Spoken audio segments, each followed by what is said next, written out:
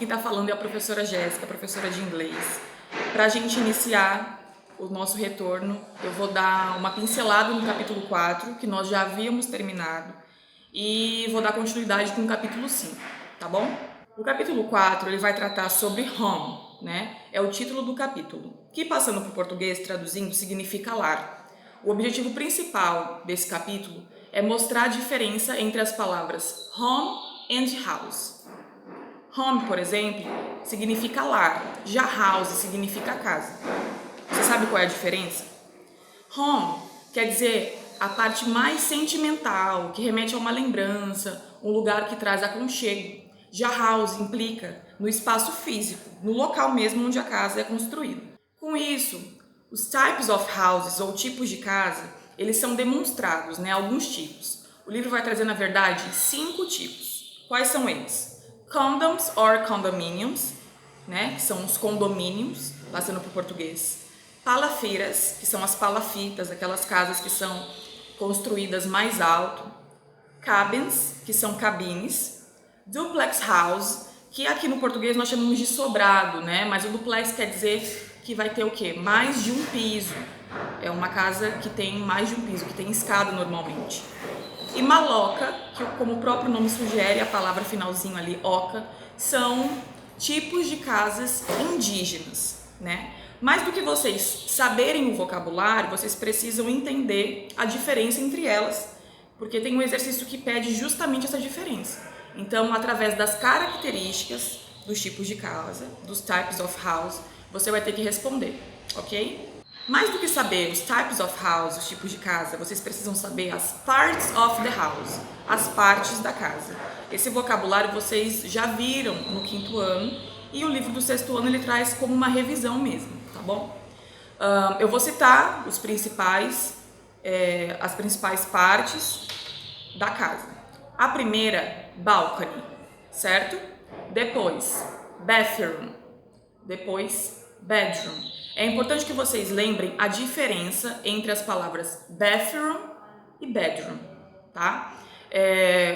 Vocês precisam começar a pegar as palavras e dividir para ver quais são as palavrinhas que estão dentro das palavras, tá? Identificar palavras menores para chegar na maior. Por exemplo, bed significa cama. Não faz o menor sentido eu ter uma cama a não ser num quarto. Então, bedroom quer dizer o local onde fica a cama. Por sua vez, quarto. Já bathroom significa banheiro, não esqueça. Dining room, como a própria palavra já diz, dining significa janta, jantar. E dining room, sala de jantar. Kitchen, que é cozinha.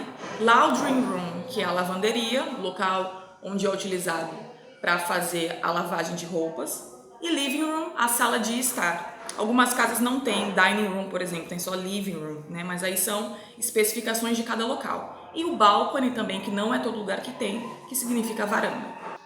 Além dos types of the house, tipos de casa, e parts of the house, partes da casa, é importante que vocês se lembrem também de alguns objetos que existem em cada parte da casa. Por exemplo, sink, que é pia, vai ter aonde? Pode ser na kitchen, né? Na cozinha, no bathroom, no banheiro, e na laundry room, que é na lavanderia. Então, vocês precisam lembrar também dos objetos presentes em cada cômodo da casa. Gente, até agora nós vimos os vocabularies, né? Eu sempre digo para vocês o seguinte, o inglês ele é dividido em 2 partes, vocabulário e o grammar. Eu não tô aqui para dizer qual é o mais importante, né? Ambos são. Mas vocês costumam ter um pouquinho mais de dificuldade na gramática, porque tem mais regras e etc. O vocabulary, né, o vocabulário, vocês conseguem estudar sozinhos, né? Tem mais autonomia para estudar sozinhos. Então, a questão de vocabulário do capítulo number 4, do capítulo 4, nós já encerramos. Agora eu vou começar com vocês o grammar, a parte da gramática presente nesse capítulo, tá certo? Nós vamos falar um pouquinho sobre WH questions or question words, tá? Esse or significa ou. Então quer dizer que a mesma gramática, ela tem mais de uma nomenclatura. Ela pode ser WH questions ou question words, tá? Como o próprio nome sugere, quando eu passo para o português, significa questões, né? Palavras de questões. Quando você quer perguntar algo que não dá para responder com yes, sim, ou no, não, você vai ter que utilizar os question words, tá? Nós hoje vamos ver 4, mas não tem só esses, tem mais, certo? Qual é a finalidade de eu utilizar um question word, ou WH question? É quando eu quero obter informações mais específicas que vão além de uma resposta yes or no. Eu sempre dou o seguinte exemplo. Se eu pergunto assim, qual é o seu nome? What's your name? E você me responde yes or no, você não está me respondendo a pergunta. Porque o que você está me respondendo não tem nada a ver com o que eu te perguntei, tá? Então, é importante que vocês entendam primeiro qual é o question word, como ele é escrito e como é que eu vou utilizar, né? Qual é o significado dele para eu utilizar corretamente. Por exemplo, question word what. What é um dos mais utilizados, né? Um dos mais difundidos na gramática inglesa. What? What's your name? What's this? Né? Então, what, ele é utilizado para coisas. Ele pode significar o que ou qual. Se eu te pergunto, what's your name? Qual é o seu nome? Se eu pego qualquer objeto e pergunto, what's this? Eu quero saber o que é isso, tá? Então, o mesmo vocábulo, ele vai ter 2 significados diferentes. O que ou qual. Próximo, where. Quando eu quero saber lugar, eu devo perguntar where. Por exemplo, where do you live? Onde você mora? Where is the apartment? Onde é o apartamento? Tá? Então, where, ele está relacionado com lugar. Onde? When. When eu quero saber quando. Uma data, uma hora. O when ele pode até ser utilizado para hora, mas é importante lembrar que para hora, normalmente eu pergunto what time, tá? Só para vocês não confundirem. Então, when, eu quero saber o tempo. Quando? Por exemplo, when is your birthday? Quando é o seu aniversário? E o who, eu me remeto a alguém. Quem? Who is your teacher? Quem é sua professora? Who are you? Quem é você? Tá? Então, lembrem-se, a finalidade do question word é quando eu quero informações que apenas um yes ou no como resposta não são necessários, né? Eu quero uma informação além do yes or no. Nós já vimos então, acabamos de ver tanto o vocabulário quanto o grammar, a gramática, do capítulo number 4, que falava sobre home. Agora nós vamos entrar no chapter number 5, tá? No capítulo 5, que vai falar um pouquinho sobre school. A finalidade desse capítulo é mostrar diferenças entre schools, tá? Difference between schools. Como vocês podem ver nos slides, eu coloquei 3 escolas diferentes e lá no finalzinho eu vou mostrar por que eu coloquei, porque vai ter um trabalhinho para vocês fazerem, tá? Como vocês podem ver na primeira figura, né, na picture, vocês vão ter aí vários alunos, né, crianças na verdade, sentados em roda, ouvindo a professora falar, num ambiente, né, mais claro, mais límpido, né?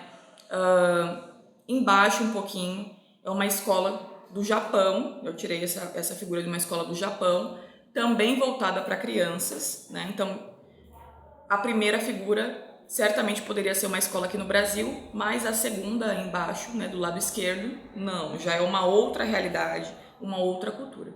E a última figura, como o próprio nome já sugere na fachada, Escola Indígena Nossa Senhora das Graças. Né? Então eu quero que vocês iniciem esse capítulo olhando principalmente para as características, né, para as diferenças que cada escola possui, tá bom?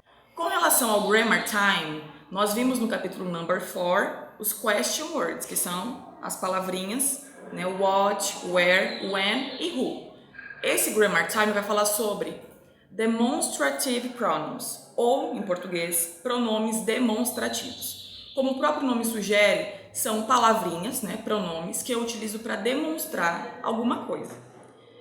Aqui no português, basicamente, nós temos muitos pronomes demonstrativos, porque o objetivo principal é que o pronome ele concorde com o substantivo, tanto com relação a ser singular e plural, e também com relação a ser masculino e feminino, substantivo.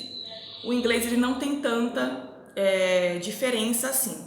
Na verdade, eu vou ter 2 pronomes pro singular e 2 pronomes para o plural. Mas vocês também devem se lembrar que, como no português, a distância que eu tenho do objeto que eu estou falando, ela é muito importante para eu utilizar o pronome correto, certo? Como a tabela sugere, o pronome des, ele vai ser utilizado quando o objeto estiver muito próximo a mim, tá? Passando para o português é como se fosse o este ou o esta, tá? Então, what's this? O que é isso, tá? Eu utilizo quando algo ou alguém está perto de mim. This is my English book. Este é o meu livro de inglês. É o exemplo que eu dei para vocês aí, tá bom?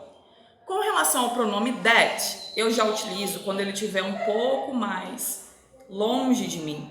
Então, quando algo ou alguém está situado a uma certa distância. Eu já não utilizo mais para quando está perto, né? Que no caso é o this. Mas ambos this e that são utilizados quando eu estou falando sobre substantivos no singular. Então, quando tem apenas um objeto, ok? Um exemplo que eu coloquei, that girl is the new student. Aquela garota é a nova aluna, certo? This e that, então, para singular. Agora nós vamos para o plural. E aí lembrando também que a questão da distância ela é muito importante.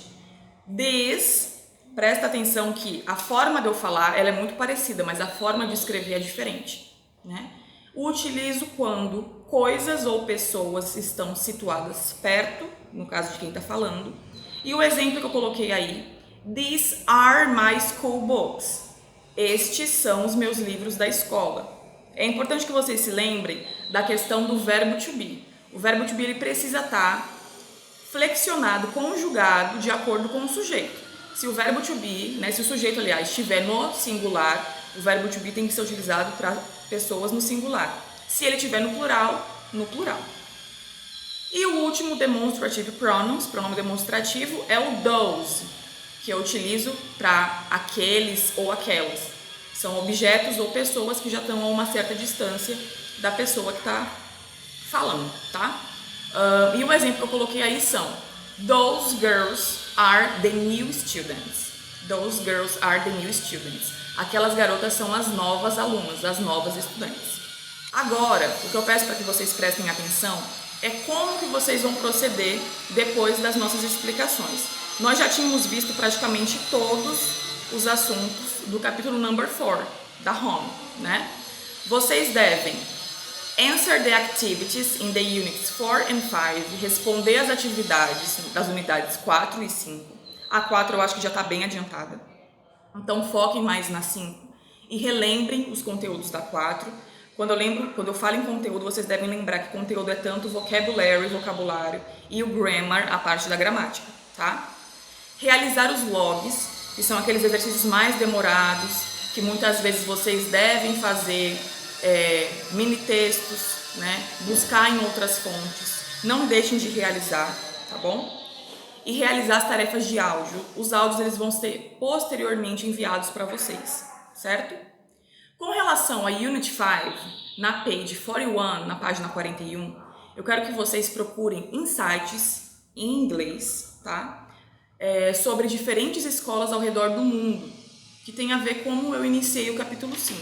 Então, vocês vão pesquisar diferentes escolas ao redor do mundo e as que vocês julgarem interessantes, no mapa mundi que fica na página 41, vocês vão fazer um cross, vão marcar um X, tá bom? E é isso, espero que vocês tenham entendido. Qualquer dúvida, estou à disposição. Bye, bye!